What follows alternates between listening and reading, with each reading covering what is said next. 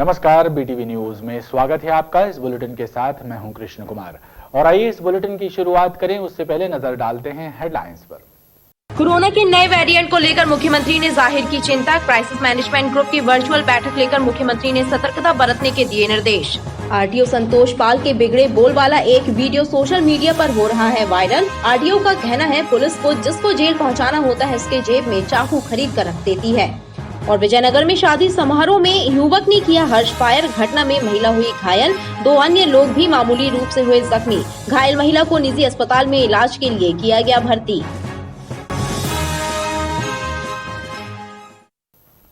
प्रत्येक युवा का ये फर्ज है कि वो अपने परिवार को सचेत रखे ताकि परिवार किसी अपराध या धोखाधड़ी का शिकार ना हो सके।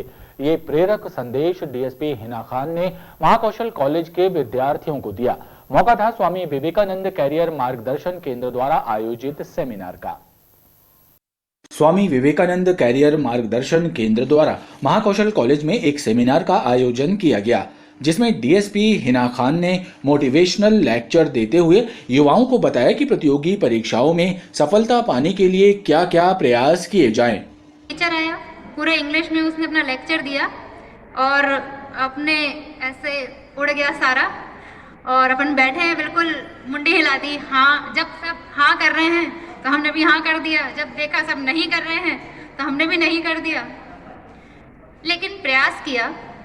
और जो हमारा फर्स्ट ईयर का रिजल्ट आया तो हम लोग 45 का बैच था, उसमें मात्र 6 बच्चे पास हुए, जिसमें हिंदी माध्यम की मैं अकेली छात्रा थी।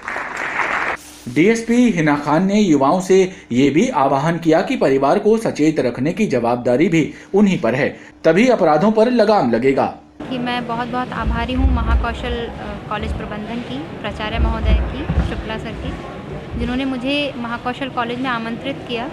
मेरा आने का आशय बस इतना था कि अगर कोई बच्चे अपना सिविल सेवाओं में तैयारी करना चाहते हैं या अपना करियर बिल्ड करना चाहते हैं, तो जो भी मैंने थोड़ा बहुत सीखा है अपनी तैयारी के दौरान, वो मैं उनसे साझा कर सकूं और किसी तरह उनकी सहायता हो सके। स्वामी विवेकानंद कैरियर मार्गदर्शन योजना की ओर से लगातार इस प्रकार के आयोजन किए जा रहे हैं कि बच्चे लोगों से सीखें और आगे बढ़ें। और निस्संदेह डीएसपी हिना खान मैडम की जो यात्रा थी यहाँ तक पहुँचने की, वह निस्संदेह बहुत ही प्रेरक और बच्चों के लिए प्रेरणास्पद है और इसके लिए मैं उनका बहुत बहुत आभारी हूँ। धन्यवाद। कार्यक्रम के आयोजकों ने बताया कि इस तरह के कार्यक्रम छात्र छात्राओं के बौद्धिक विकास में सहायक सिद्ध हो रहे हैं। अफ्रीका में कोरोना के नए वेरिएंट के मामले सामने आने के बाद जिला प्रशासन ने जहां एयरपोर्ट पर आने वाले यात्रियों की कोरोना जांच कराने के निर्देश दिए हैं, लेकिन रेलवे स्टेशन पर हालात इससे विपरीत हैं। वहां पर ना तो स्टेशन में आने वाले यात्रियों की सुरक्षा की दृष्टि से जांच हो रही है और न ही थर्मल स्क्रीनिंग या कोरोना जांच संबंधी इंतजाम है। वहीं अधिकांश यात्री भी बिना मास्क के नजर आए। अफ्रीकी देशों में कोरोना के नए वेरिएंट की आमद के बाद जिला प्रशासन ने जबलपुर में एहतियात के तौर पर एयरपोर्ट में आने वाले यात्रियों की जांच को जरूरी कर दिया है, लेकिन रेलवे स्टेशन पर ना तो यात्रियों की थर्मल स्क्रीनिंग के इंतजाम है और न ही कोरोना टेस्ट की व्यवस्था है। आलम यह है कि ट्रेनों में सफर करने वाले कई यात्री बिना मास्क के यात्रा करते नजर आ रहे हैं। यात्रियों का कहना है कि स्टेशन पर उनकी ना तो सुरक्षा की दृष्टि से चेकिंग हुई है और न ही कोरोना अलर्ट के तहत थर्मल स्क्रीनिंग हुई है। अभी यहाँ पे जांच कुछ नहीं हो रही है, कोरोना को जगह केवल सामान की जांच हो रही है। लापरवाही भी रेलवे विभाग की है कि टिकट भी अपन ले रहे हैं, यदि इमरजेंसी जा रहा है टिकट उपलब्ध भी नहीं है, रिजर्वेशन नहीं मिल पा रहा तो टिकट मिलती है, हर जगह मिल रहा है पर यहाँ पे नहीं मिलता है, बोले आप नहीं जा सकते। कोई भी तरह की चेकिंग नहीं हुई है यहाँ पे। भी कोरोना की तीसरी लहर के चांसेस हैं तो बिल्कुल होनी चाहिए इस चीज़ की जांच, तो जांच होनी चाहिए। कोई यात्रा में कोई दिक्कत? हाँ, जांच होनी चाहिए। कोरोना बहुत महामारी है, एक तरह की फैल रही है, इसकी जांच होनी जरूरी है। नहीं सर, खाली वैक्सीन का हुआ था। नहीं, अभी स्टेशन में आए हूँ, आपकी कोई जांच हुई? अभी हाँ, हम लोग रास्ते में आए। हाँ, तो आपकी तभी जांच हुई थी कुछ? नहीं। कोई स्कैनिंग वगैरह? नहीं। Temperature check? कुछ नहीं सर। कहाँ से आए हो? हम लोग भागलपुर से। कहाँ जाओगे? राजकोट। वहीं जब इस सिलसिले में रेलवे स्टेशन के जिम्मेदार अधिकारियों से बात की गई तो उनका कहना था कि उन्हें अभी तक इस संबंध में किसी तरह के आदेश प्राप्त नहीं हुए हैं। नहीं, अभी ऐसे कोई आदेश मुख्यालय से नहीं प्राप्त हुए। जैसे ही प्राप्त होंगे आपको इसके बारे में सूचित किया जाएगा। गौरतलब है कि कोरोना के नए वेरिएंट को लेकर राज्य सरकार द्वारा आवश्यक दिशा निर्देश दिए गए हैं। ऐसे में रेलवे स्टेशन जैसी अहम और भीड़-भाड़ वाली जगह में इस तरह की लापरवाही बरती जाना संक्रमण को बढ़ावा दे सकता है। वैक्सीनेशन महाअभियान के तहत ग्वारीघाट क्षेत्र में भी आबकारी अमले और स्वास्थ्य कर्मियों के संयुक्त तत्वावधान में एक शिविर आयोजित किया गया, जिसमें क्षेत्रीय जनों और नर्मदा दर्शन के लिए आने वाले श्रद्धालुओं को कोरोना संक्रमण से बचाव के लिए वैक्सीन लगाई गई। ग्वारीघाट क्षेत्र में भी कोरोना वैक्सीनेशन महाअभियान के तहत वैक्सीनेशन शिविर आयोजित हुआ। आबकारी अधिकारी भारती गौंड ने बताया कि कोरोना संक्रमण से बचाव के लिए लोगों को कोरोना वैक्सीन की दोनों डोज लगाना अनिवार्य है, लिहाजा शिविर के माध्यम से लोगों को वैक्सीन लगाई गई। आज विशेष महाअभियान टीकाकरण कोविड-19 का है। इसमें अभी तक 45 डोज लग चुके हैं, जिनमें कोविशील्ड के 45 और कोवैक्सीन के 11 हो गए हैं और अच्छा रिस्पांस आ रहा है। जनता सहयोग कर रही है हम लोगों को और मे भी हो सकता है कि और भी शाम तक संख्या में बढ़ोतरी होगी। 45 कोविशील्ड हुए हैं और 11 कोवैक्सीन। कौन सा क्षेत्र है ये? ग्वारीघाट। आप लोग कहाँ से? हम लोग विक्टोरिया हॉस्पिटल। शिविर में कोविशील्ड और कोवैक्सीन के टीके लगाए गए। वार्ड क्रमांक 79 के पिपरिया क्षेत्र में स्थित 8 हेक्टेयर सरकारी जमीन पर गरीबों को पट्टा दिए जाने की मांग लगातार हो रही है। पूर्व पार्षद ने कलेक्टर से मांग की है कि प्रधानमंत्री आवास योजना के तहत यदि आवास बनाए जाते हैं तो कई बेघरों को घर नसीब हो सकते हैं। पूर्व पार्षद विनोद चौधरी ने कलेक्टर कर्मवीर शर्मा के नाम लिखा पत्र अधिकारियों को सौंपते हुए मांग की है कि पिपरिया में 8 हेक्टेयर सरकारी जमीन पर अवैध कब्जे हो रहे हैं, इन्हें हटाकर गरीब परिवारों को पट्टे दिए जाएं ताकि गरीबों को पक्की छत नसीब हो सके। हम लोग वहाँ 200 सालों 300 सालों से हमारा गांव बसा हुआ है, तो महोदय से निवेदन है, माननीय विधायक महोदय को भी इसका लेटर हम दिए हैं, माननीय संभागीय कमिश्नर महोदय को भी दिए हैं और माननीय कलेक्टर महोदय से सबसे हम निवेदन कर रहे हैं कि मेरे क्षेत्र को देखते हुए जनहित में ये ज़मीनें आवंटित कर दी जाएं। ठीक। पूर्व पार्षद का कहना है कि वार्ड क्रमांक 79 के पिपरिया क्षेत्र में सरकारी जमीनें पहले ही एयरपोर्ट अथॉरिटी, लॉ कॉलेज और गौशाला को दी जा चुकी हैं। यदि बची हुई जमीन के पट्टे गरीबों को दे दिए जाएं तो उनके बेघर होने की आशंका समाप्त हो जाएगी। गोकलपुर वार्ड की अंबेडकर बस्ती में बेढंगे तरीके से कराई गई नाला सफाई लोगों के लिए मुसीबत का सबब बनी हुई है। नाले से निकाली गई सिल्ट को उठाया नहीं जा रहा है, जिसकी वजह से सड़ांध फैल रही है। लोगों का सांस लेना मुश्किल हो रहा है। गोकलपुर वार्ड की अंबेडकर बस्ती में रहने वाले गरीब परिवार चौपट सफाई व्यवस्था से परेशान हैं।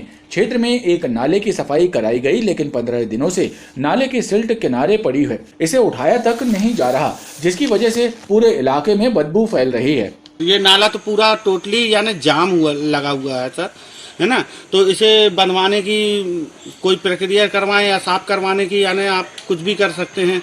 शिकायत तो की है सर, मगर अब कोई सुनने वाला हो, क्योंकि कोरोना के बाद चुनाव नहीं हुए तो पार्षद जी अभी हैं नहीं। ये वार्ड में करवाना है साफ सफाई, तो कहीं वो वार्ड में साफ सफाई करवाना है, इस चक्कर में नहीं हो पाती थी सर। नगर निगम की नाला सफाई गैंग अधूरा काम कर रही है। निकाला जा रहा कचरा समय पर उठाया नहीं जाता, जिससे क्षेत्रीय लोगों को परेशानी होती है। रेलवे सफाई ठेकेदार कंपनी पर शोषण का आरोप लगाते हुए सफाई मजदूरों ने काम बंद हड़ताल कर दी, जिसकी वजह से रेलवे स्टेशन प्लेटफॉर्म क्रमांक 1 के सामने देर तक मजमा लगा रहा। सफाई मजदूरों ने कहा कि उनकी मजदूरी कम कर दी गई है, जिसकी वजह से परिवार का पालन पोषण मुश्किल हो गया है।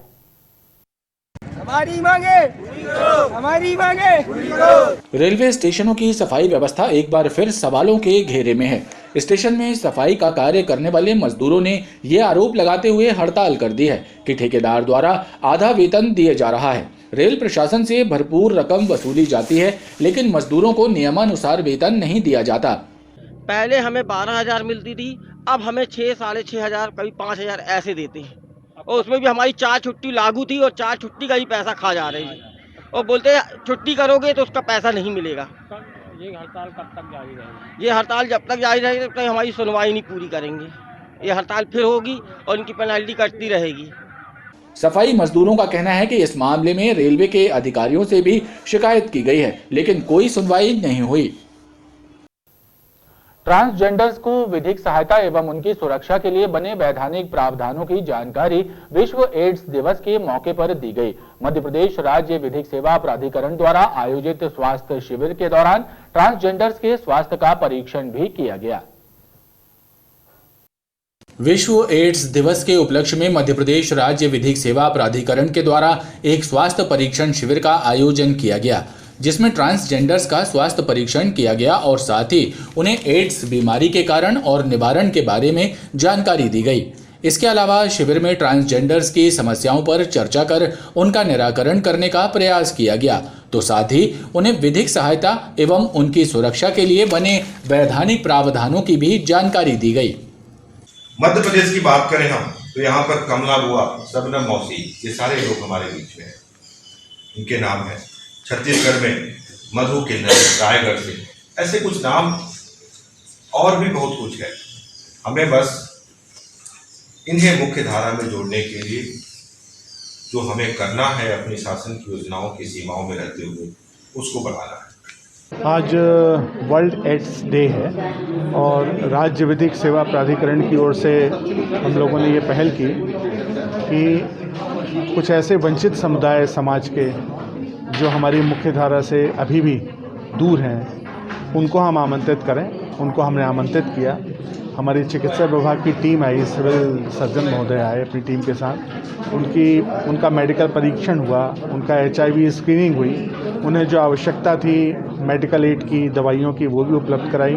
साथ में हमने आज अपने कार्यालय में जो कार्यक्रम आयोजित किया उसमें उनको कानूनी जानकारियाँ, उनके अधिकार की जानकारियाँ और एड्स की जागरूकता के विषय में बताया।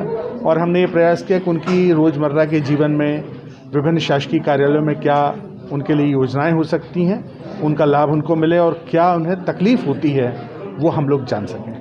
वहीं ट्रांसजेंडर्स ने सालसा द्वारा आयोजित शिविर में अधिकारियों के सामने अपनी समस्याएं खुलकर रखीं और उन्हें शिविर में बुलाने के लिए आभार भी जताया। समाज के बीच में और देश के बीच में हमको भी उतनी रिस्पेक्ट मिले, हमको भी वैसे ही रहने का चीज़ें मिले जैसे और लोग रहते हैं और पब्लिक रहती है। तो हम भी सरकार के सामने आए और आज अपने जो भी हमारी समस्याएं हैं, लोन की, मकान की और LIC की और प्लस दवाई, जो हम लोग की एज के बाद, एक उम्र देहात होने के बाद हमारी एक एज होती है, तो वो एज के बाद हमको एक दवाई का पैकेज हो, एक किन्नर आपको भी एक पेंसिल हो, हमारी एक रकम हो कि भाई आपको ये 2-4-500 हर महीने मिलेंगे। तो यही सरकार से हमने बोला हुआ है और अपनी बातें रखा हुआ है। सालसा के सदस्य सचिव राजीव करमहे ने कहा कि ट्रांसजेंडर्स को समाज की मुख्य धारा से जोड़ने के लिए समय समय पर ऐसे कार्यक्रम आयोजित किए जाएंगे।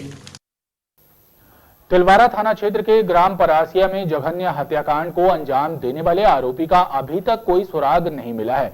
एडिशनल SP ग्रामीण शिवेश सिंह बघेल ने बताया कि हत्या की वारदात को सुलझाने के लिए संदेहियों से भी पूछताछ की जा रही है। तिलवारा के ग्राम परासिया में हुए जघन्य हत्याकांड की गुत्थी अभी भी नहीं सुलझी है। ASP शिवेश सिंह बघेल ने बताया कि मृतक की कटी हुई गर्दन मिलने के बाद उसका शव परिजनों को अंतिम संस्कार के लिए सौंपा गया है और इस काल की गुत्थी को सुलझाने के लिए क्षेत्र के लोगों से मृतक के मिलने जुलने वालों की जानकारी जुटाई जा रही है।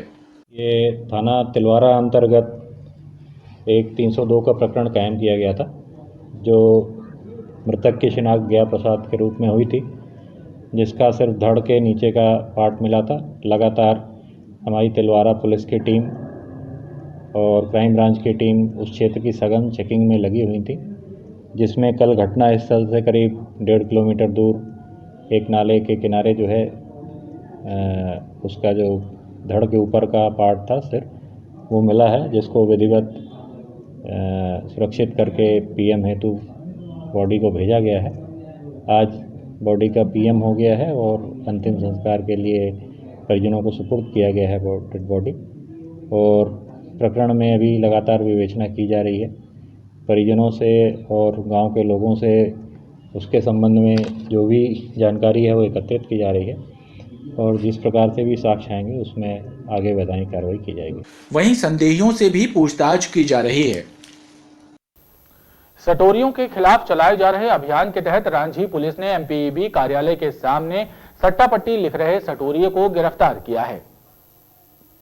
रांझी पुलिस ने एमपीईबी कार्यालय के पास दबिश देकर सट्टा पट्टी लिख रहे सटोरिये राहुल को गिरफ्तार कर उसके कब्जे से 2,500 रुपए और सट्टा पट्टी जब्त की है। पुलिस के द्वारा की गई पूछताछ में बताया गया कि राहुल करौंदी निवासी अजय शर्मा के कहने पर सट्टा खिलाता है, लिहाजा पुलिस द्वारा उसकी तलाश शुरू कर दी गई है। एमपीईबी कार्यालय के बाजू में मुखबिर द्वारा सूचना प्राप्त हुई थी कि राहुल पटेल पिता मगन पटेल करौंदी का रहने वाला सट्टा पट्टी खिला रहा है। जो सूचना पर पुलिस पार्टी द्वारा रेड कार्रवाई की गई, जिससे लगभग 2,500 रुपये सट्टा पट्टी जब्त की गई है। जब उससे पूछताछ की गई तो उसने बताया कि करौंदी के रहने वाले अजय शर्मा के कहने पर वह सट्टा पट्टी खिलाने का काम करता है और उसी को पूरा सट्टे का काम देता है। तो दोनों के विरुद्ध धारा 109 सट्टा एक्ट का मुकदमा कायम किया गया है। एक आरोपी की गिरफ्तारी की जा चुकी है। अजय शर्मा फरार है, जिसकी गिरफ्तारी के लिए प्रयास किए जा रहे हैं। खबरों का क्रम लगातार जारी है, आप देखते रहिए BTV न्यूज।